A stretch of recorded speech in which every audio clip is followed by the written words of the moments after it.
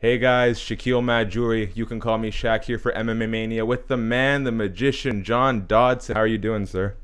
I'm doing amazing. How are you doing? I'm doing great, man. You know, when you have this sort of upbeat energy, it's kind of infectious. So whatever end of the week blues I'm feeling, you're rejuvenating me here. That's good to know because that means that anything in life can be settled with a smile. 100%, man. 100%. What a pleasant attitude, especially. And we're gonna get to the online MMA audience a little bit later. So I'm looking forward to seeing you tackle that with this sort of joy. But before we go there, much to everyone's chagrin, anytime I'm interviewing a gamer, I gotta ask, what are you playing right now? Right now, I'm playing Apex Legends. Yeah, man, that's what I'm talking about. I like Apex Legends just because of the fact that I'm not too good at building. Like Hmm. Fortnite is okay, but I Yeah. suck. Like I can snipe you from anywhere across the map, but if you try to have me do that fancy building stuff, yeah, see how when my hands are moving? That's Hmm. what it looks. My fingers are trying. Mm-mm. Yeah, it's that's that man that building in Fortnite took on a whole life of its own as a game mechanic. Now, what are you playing on? PC I console? play on. No, I play on console, so I mostly play on my Xbox, but I do play on PlayStation sometimes. Okay, good. Because I was talking to Jordan Espinoza last week, and he's playing on PlayStation 4 as well. So, is there a little community of MMA gamers? You guys are a party up? No.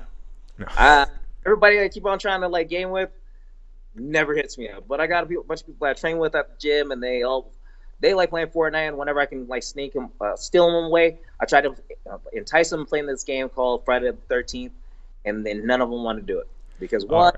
I'm always Jason, and I just kill all my friends.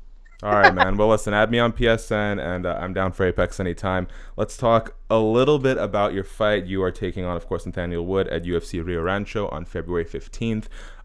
Sort of a standard question I like to ask. You know, you got a lot of people asking, "Oh, how are you going to finish this fight?" Yada yada. But when you sort of assess you and your opponent, what's the biggest advantage each of you possess? The biggest advantage that he has right now, he's young coming into this game. Not only that, he's had successful three showings in the UFC by submitting people. He hasn't done that for a while. Prior to like his Bama wins, he's always got the nice KO victories and went long decisions, or he's made some type of spectacular entrance. Now he's coming into a new place, what's going to be Albuquerque, New Mexico, where higher elevation. See how well that wind's going to affect him, and not only that, how well is this gas tank really going to be? I'm going to push him to the breaking limit, and we're going to see how it goes. I got the home court advantage right now. What is your sort of dream scenario? Is this going to go 15? Is it going to be quick? Like for you and all the time you put into the So, camp, what do you want to see? in 2 seconds. Well, you don't get paid by the hour. Yeah, it's like if I can go run out there as quickly as I can and hit him, and then walk out just as fast, done. So let's touch on that a little bit. And I kind of alluded to this before. Is when you came into the UFC, especially off the Ultimate Fighter win, you had this real reputation as a powerful KO striker, and you obviously still possess that. We saw it in the Peter Yan fight, but as the level of competition gets stiffer and as people become more wary of that power you possess, we've seen it go to more decisions. And you're a happy-go-lucky guy, and I think we all know that we got to kind of take the internet reaction with a grain of salt, but you are human. So how do you react? How do you handle that when you see people calling you boring and this and that? Actually, I don't read it. Perfect. Perfect, man. For me to keep on ignoring is just not to read it at all. Like everybody wants to sit there and have their own opinion. That's perfectly like the best thing for social media. Like anybody can hop on Twitter and say something on Facebook or Instagram, but there's all those other people that can sit there and hide behind a fake mask and fake persona, and they can say whatever they want just to bully other people, and I had to choose not to be bullied. If they want to sit there and say something harmful to me, I don't care. Just pass on by it and don't even like give them 2 cents of my day. So I've been talking to a lot of fighters recently who've been in the game for a really long time, and uh, I think a really important factor in life is people don't always like change, and sometimes they're big changes, sometimes they're small changes. But I was wondering, over the past 16 years or so that you've been a professional fighter, how has the goal changed along the way? Because I can't imagine your exact desires when you were like 19 years old and looking into the sport are the exact same as now when you're married with kids.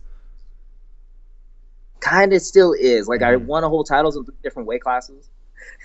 I want to be able to guy like to travel the world, take everybody up, and just beat them up. But the only thing that's really changed, and if you want to say that changed, I want to be a better role model for my kids. Mm-hmm. Like I want them to look on the screen or look anywhere and tell their fans, tell their friends, their families, and be like, hey, look, that's my dad. Like he goes out there and he's a star and he's an athlete, and that's what I want to be. And I want to be their hero every single time.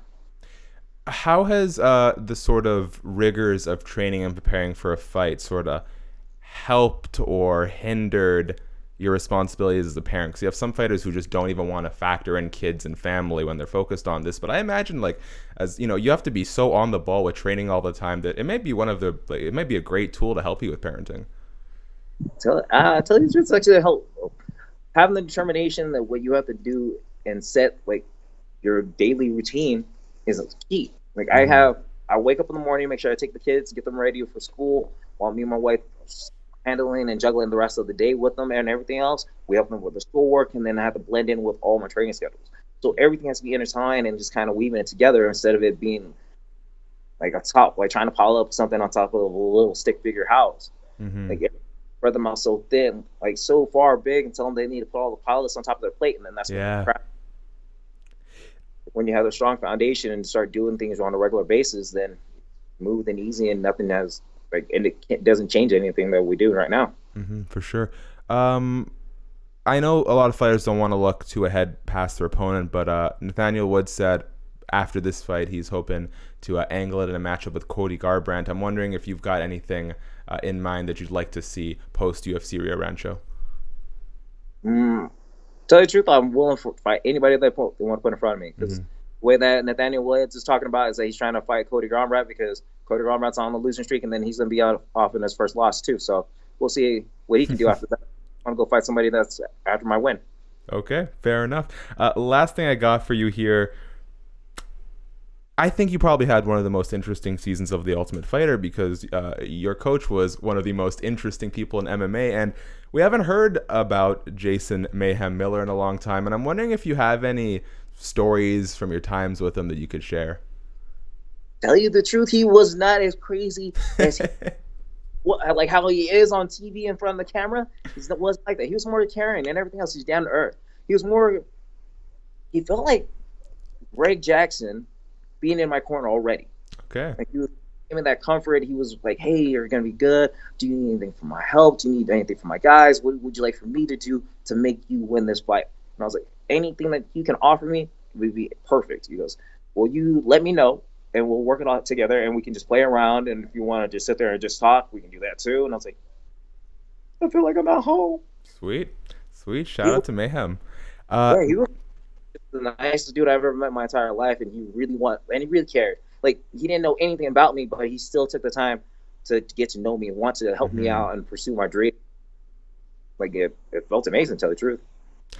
John, before I let you go here, anything you want to convey to people? Anything you got going on outside of the immediate fight coming up? Nah, the immediate fight right now, I'm gonna do it is making sure I can get ready for this fight. Nathaniel Woods is the only dude that in my pretty much my line of sight. I want to get that. I want to do everything else to be that next dude to prove to everybody that I'm here, still in the game. I just need to prove it on February 15th, and when I do that, I'll silence every single critic. And Nathaniel Woods is in for real trouble. I mean, he can go fight Cody, go Garbrandt like he wants to, and then make sure that he can go ahead and to have a two loser battle. Perfect.